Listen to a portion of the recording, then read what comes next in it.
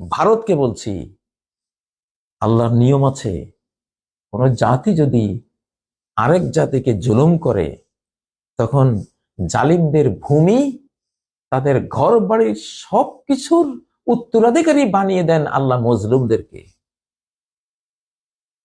জুলুম করবা, তোমাদের পরিণতিটা শুনিয়ে দিচ্ছি।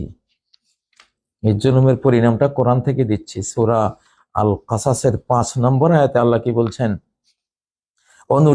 আল্লাহ বলছেন, আমি শাহানশাহ রাজাদিরাজ, আমার পরিকল্পনা আছে, আমার সিদ্ধান্ত নেওয়া আছে।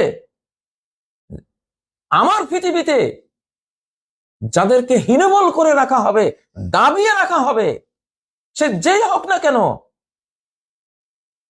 আমি তার প্রতি দয়া দৃষ্টি দেব, আমার দয়ার বর্ষণ তার উপরে আসবে।